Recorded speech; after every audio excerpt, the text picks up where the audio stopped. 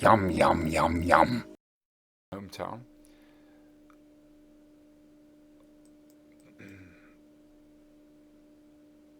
So, um, I'm not going to explain what I'm doing, or albeit I'm going to do it very briefly.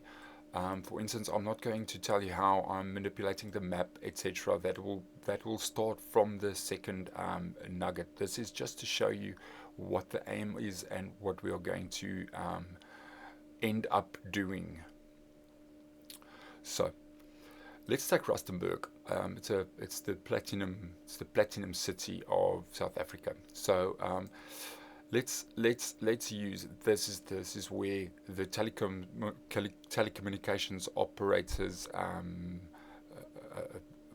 network room will be, the network operations center, and the actual shelved PON appliance will be here. All right. So what I'll be doing is I just need to ensure that I've got that. This is not. I'm not going to explain what I did there. I'll explain all the layer locks and so on from the second video. So I'm essentially putting down an office which will be a internet ISP point of presence, if you want to use those words. All right. Um, I'm going to the thing that had us the most when we started using Vetro was separating what you need beforehand and how entwined the different objects are. Ducting you will have to see as civil infrastructure. Like, imagine there's somebody that's designing the pipes for a water recirculation system, and then there's the other guy that he is a water purification and a water quality engineer or scientist or whatever. The two guys are completely different. They do two completely different types of things. So you should, in my opinion, and which works, what works practically is to not see the the ducting as part and part of the fiber. The ducting will be the ducting will be installed after civil guys opens up the actual earth and puts pipes in. The fiber only comes afterwards. So, and depending on your methodology, maybe you're using mid-span splits or so. But I'm referring to the methodology of network that I will be dealing with here. So what I did now was I put in a rack with a pong, let's say in brackets now, and from there I laid a specific type of ducting around the block to the next point, which will be a manhole.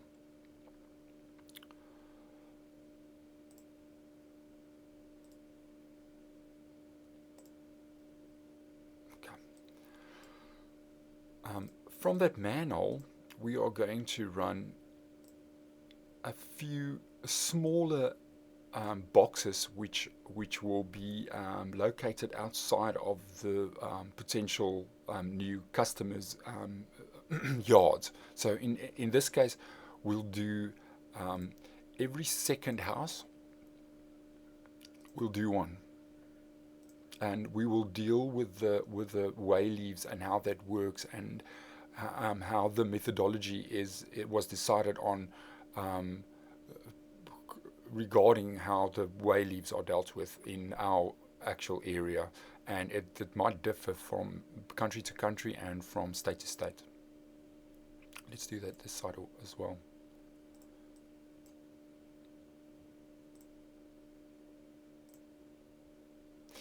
So now I've got a backbone. It's all. I'm not using the correct items and so on.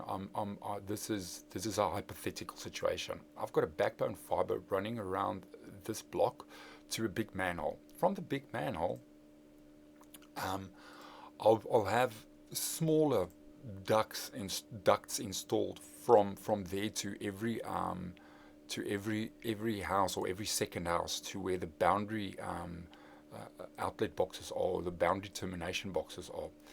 So this as well, these are ducts.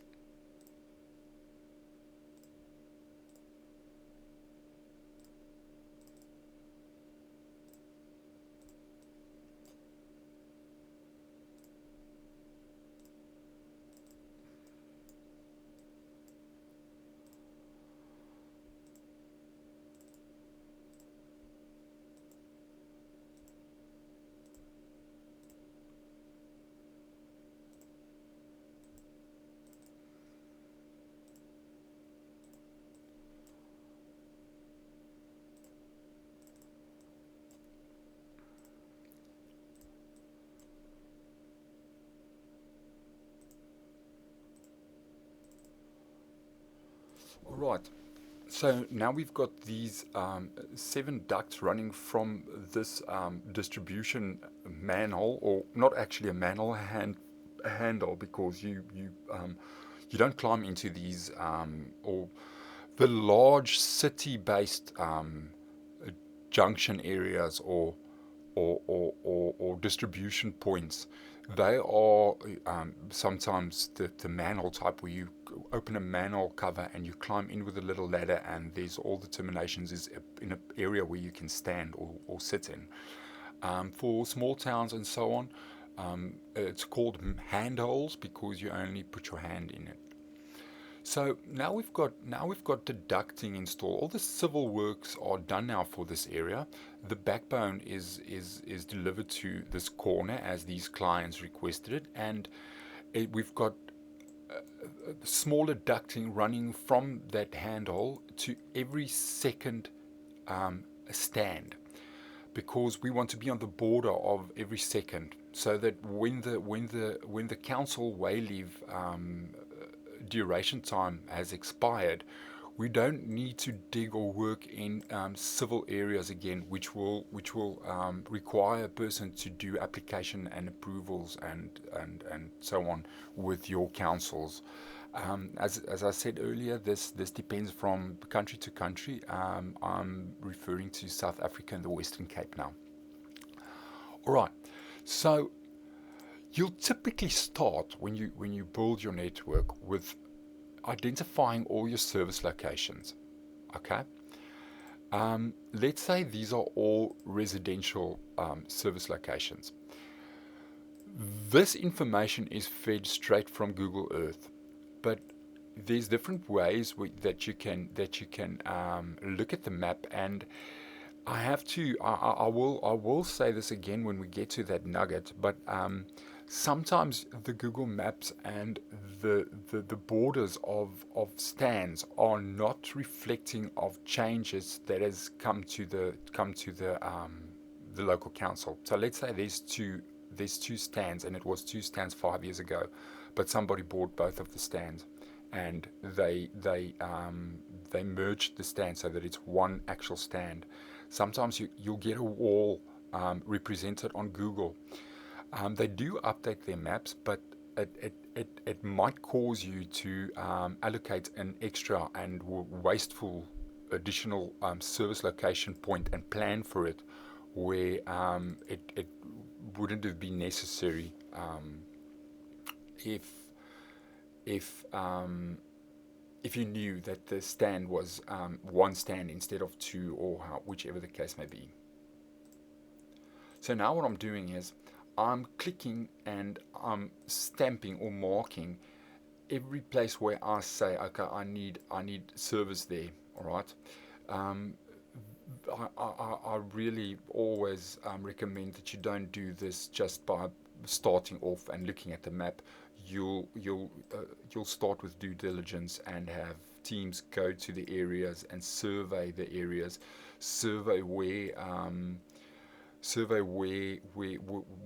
what civil standards are used for curbs and so on, and plan practically around that. And also to get the numbers of the houses before you start, because Vitro, there's although it's possible, there's a licensing issue that will make Vetro much more expensive if you would, for instance, want that house to reflect the on the actual yard number. It's not going to be possible for it to populate itself here. All right. So I'm just going to suck this out of my thumb. David Street 18.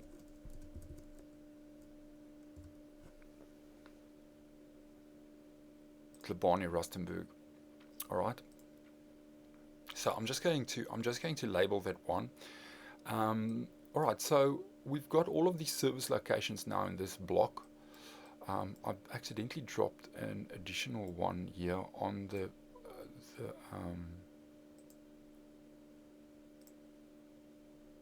boundary box. Okay.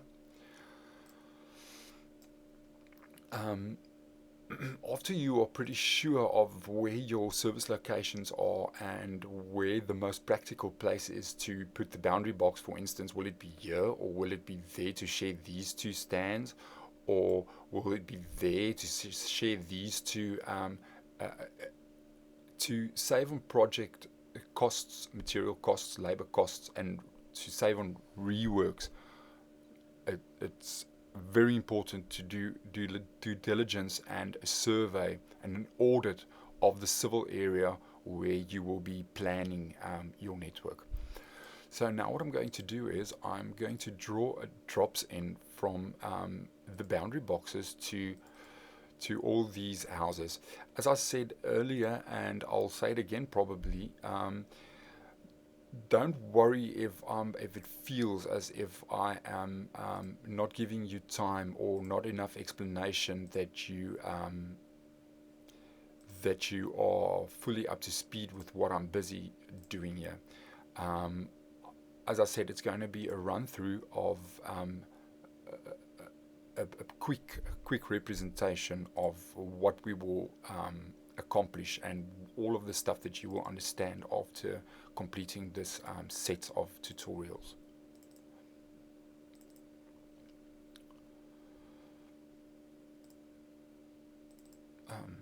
Most probably the fact that you decided on Vetro, or your company decided on Vetro, if you're not somebody who wound up on these nuggets because you might actually want to do fiber and you're interested and interested in how it works and so on.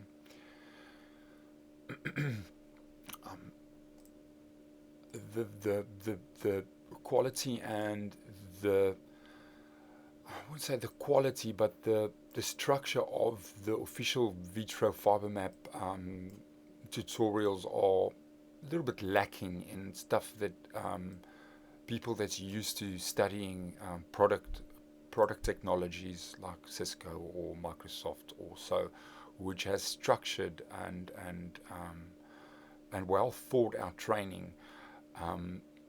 Although the Vetro product is a very good and a very easy to learn fiber planning application, it does leave a little bit to be desired when it comes to the training. That's why we're doing this. So now we've got the service location, we've got the backbone ducting running around the block to that manhole, we've got all those ductings running to all these various boundary boxes, and we've got a few drops running from the boundary boxes to service locations. So now what we're going to do is we are going to I think we are going to put I'm not going to overcomplicate it now. I'm going to now install a piece of fiber. We can call this a backbone fiber, and let's use a small 12 core or 12 stranded fiber. So it's one cable that has 12 individual cores of optical fiber on the inside, not pairs, actual single cores.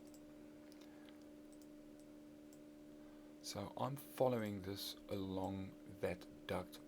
Double click there, save. So Now we've got the duct with the fiber running in that duct. Now from this handhole, we'll be installing a little bit lesser count fiber optic cable, and we'll call this that's a distribution type. Alright, so let's start. So from there,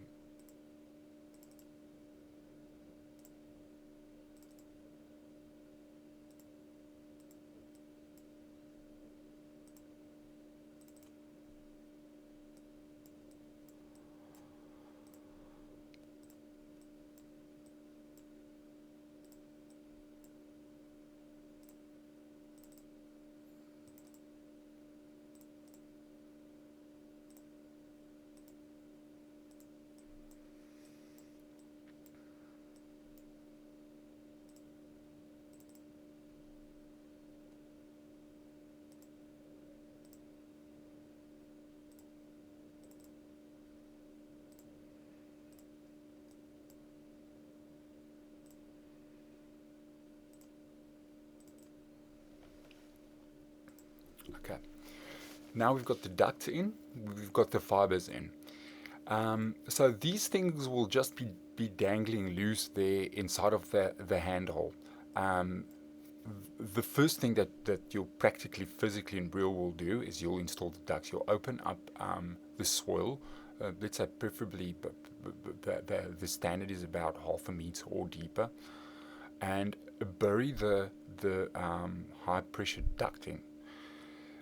Then as you install the ducting, you'll terminate them in clean handholds where they'll cut or sometimes pass through to the next area. After that work is completed, you'll have a team coming in who will open up and join the ducting with a float machine, and they will be blowing in the fiber from wherever the source area is to the destination area where they want the fiber.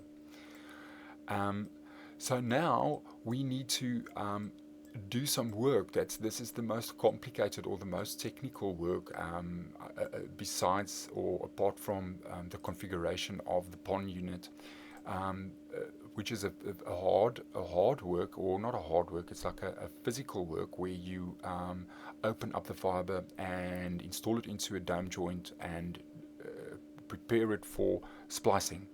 So we won't be doing it here, but we are going to do essentially what the guys in the field will be doing. As we did with the ducting we installed, as we did with the fiber we installed, we approach it from the first thing you'll do in the field, or practically, to the last thing. So I'm going to select this handhole,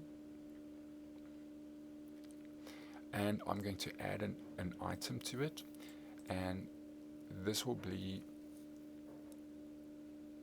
a splitter, and the splitter configuration will need to be, let's say, 1, 2, 3, 4, 5, 6, 7, 8. Okay, let's do it 12 way.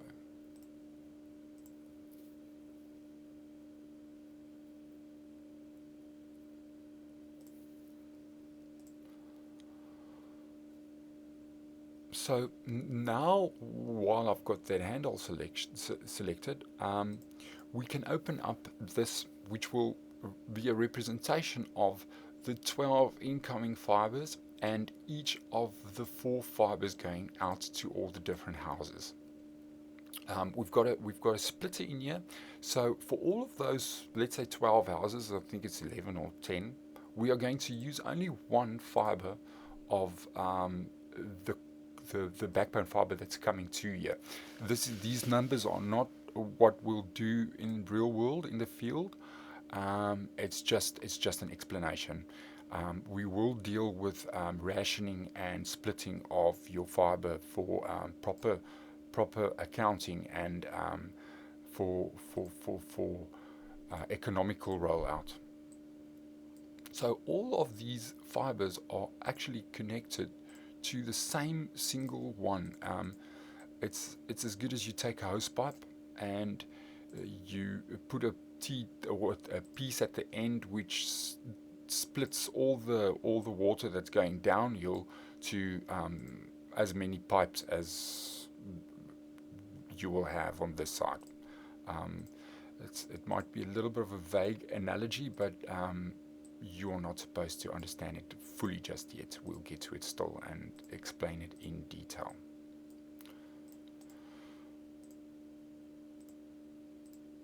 Okay, so now I've got all of these fibers, which are these red dashed lines, spliced up to the first one of 12 core that's coming in here. So there's 11 fibers of this guy that's wasted here, that's not doing anything. We only use the first core. Just to go to the CO quickly, and oh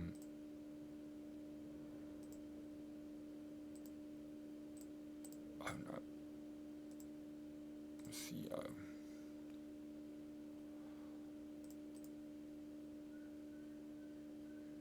Okay, so this is the 12 fiber as it goes out towards the field. We don't have anything this side. We have to install a patch panel. Let's say 12 boards.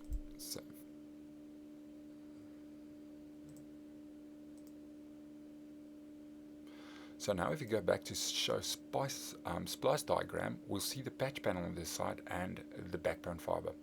We're only going to use fiber core number 1, which is the one we spliced up in the remote handle.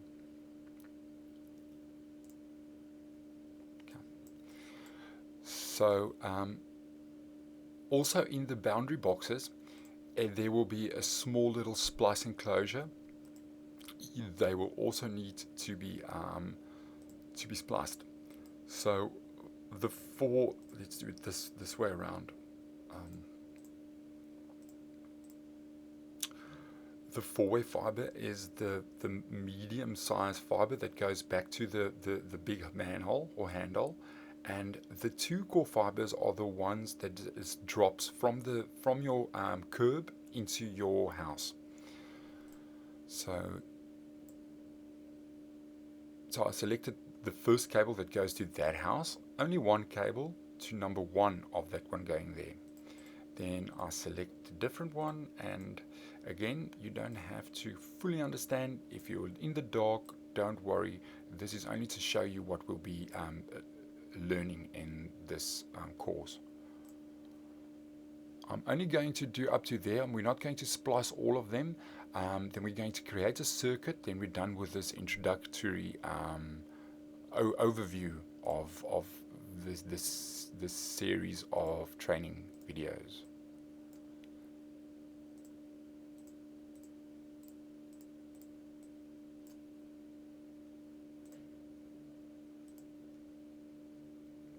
Okay, now what I'm going to be doing is I'm going to be tracing a fiber route from this house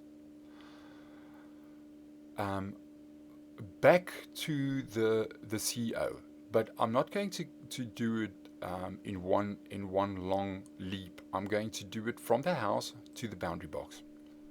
So from the house to the boundary box, we see that we've got a fiber pair available. From the boundary box to the manhole, we see again that we've got a fiber route available. So from the house to the boundary box, and if you click there, you can see the splices to the handle.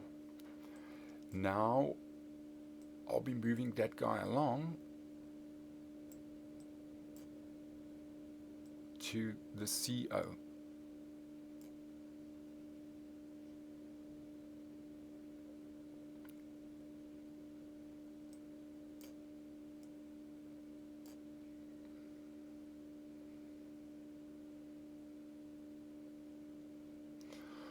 Alright, so there's no fiber route from there to there, but there was from there to there. So now I'm going to trace from the handle to there. So we've got all of these fibers of the 12 core showing, but these additional guys that looks as if there's more than one blue is because we've got a split in there, and we've got a few fibers patching into on a single strand of fiber. Let me just go back to edit and ensure.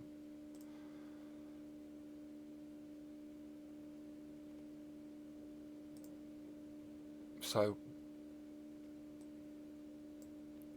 the blue dotted line tells me which line it is. So that guy is this guy.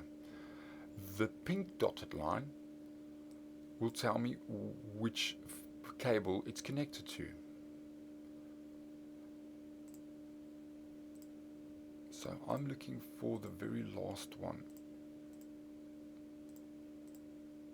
That guy. Alright. And if we want to jump to here, we click there. And now we can see. Okay, so why it's not working is because I didn't splice everything up. We should have selected that guy. All the blue strands are working in this demonstration. So I'll do the fiber trace again. My first point that I want to verify, from first point to second point.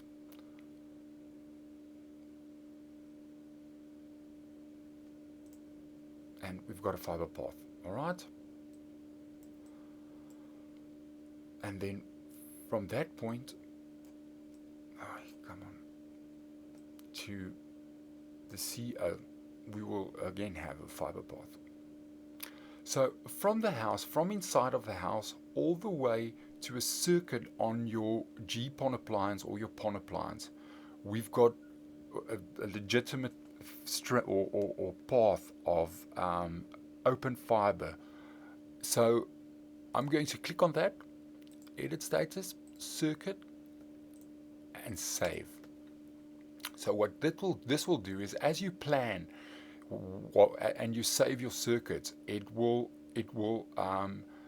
inhibit you from accidentally using fiber roots, strands, or sets that was already used for something else, because as it gets bigger and bigger and bigger, it's very easy for you to lose your head. And that's it for the overview. So in the next one, we'll be quickly going over the ducting work, the civil work, and the installation of the boundary boxes, which is practical and not just decided on as somebody sat and planned as they see the map coming from Google Earth. It's a very handy reference, but it shouldn't be your alpha and omega. So until the next second video, bye. Yum, yum, yum, yum.